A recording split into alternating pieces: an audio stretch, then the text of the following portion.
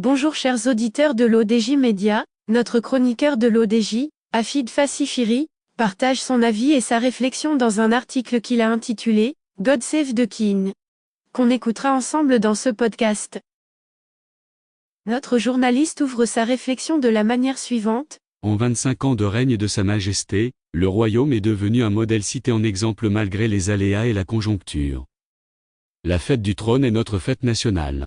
Écrire ce billet m'a pris beaucoup de temps. Beaucoup plus que d'habitude. Comment, en effet, écrire à l'occasion de la fête du trône une analyse du bilan des avancées du royaume alors que ce n'est pas un exercice des plus simples?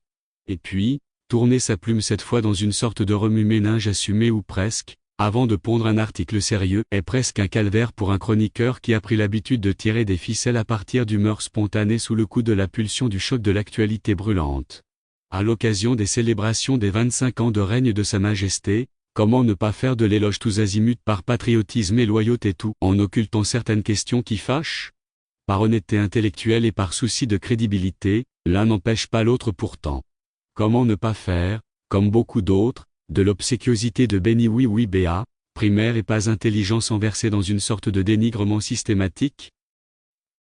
Notre chroniqueur approfondit sa réflexion de la manière suivante. Des postures intellectuelles et médiatiques qui ne rendent service ni au pays ni à Sa Majesté, alors qu'il suffit de dresser un diagnostic objectif et crédible qui souligne les avantages, tout en ciblant les failles, les défaillances et tous les aléas qui font que la cadence n'est pas soutenue et que certains objectifs chiffrés ne seront pas atteints? À ce sujet, notre roi n'a absolument pas besoin d'éloges surfaits et de commentaires exagérément panégyriques. Le souverain attend juste que tout un chacun, à commencer par les responsables et les décideurs, s'acquittent de leur mission avec sérieux comme souligné lors de trop nombreux discours du trône.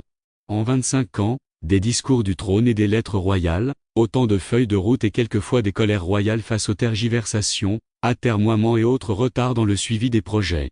Beaucoup trop de ministres et de responsables, hier comme aujourd'hui, maquillent les chiffres et pervertissent la réalité juste pour en tirer un quelconque intérêt et redorer leur image ou pour en tirer un éventuel bénéfice électoral, alors qu'en présentant les faits tels qu'ils sont, y compris à Sa Majesté, il y aura moyen de rectifier le tir et l'opportunité de réajuster. Il n'y a que dans les dictatures sans foi ni loi ou dans les régimes totalitaires, même si cela est la même chose ou presque, qu'il est interdit de donner un avis contraire, car il n'y a absolument aucun débat sur la chose publique et de manière générale sur la politique suivie par le chef de l'État. Chez nous, personne n'est obligé d'être d'accord avec les décisions prises en haut lieu à condition de ne point commettre le crime de lèse-majesté en offensant la personne du roi. Et le meilleur exemple est celui de milliers de Marocains qui manifestent régulièrement, car ils sont contre la normalisation du royaume avec Israël.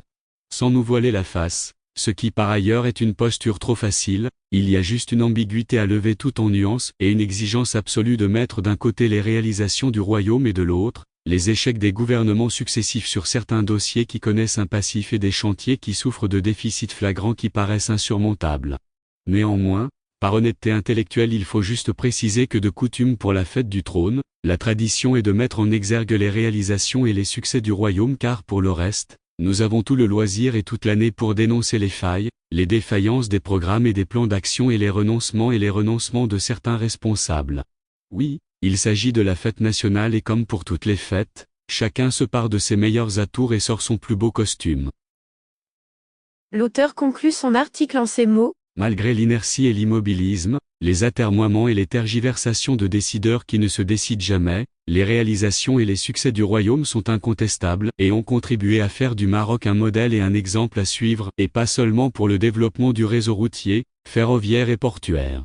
Et le moins que l'on puisse dire est que durant 25 ans cela n'a pas été toujours facile et le chemin a été semé d'embûches, d'épreuves, de crises et de secousses.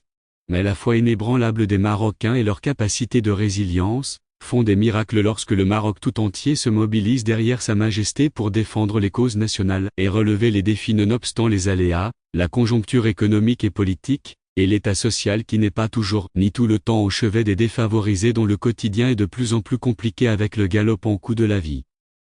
Bonne fête Votre Majesté, bonne fête à tous les Marocains et toutes les Marocaines d'ici et d'ailleurs et God Save the King. C'est tout pour aujourd'hui sur R212. On se dit au prochain podcast de nos chroniqueurs de l'ODJ, restez à l'écoute pour plus d'actualités. Et merci de nous avoir écoutés, à très bientôt.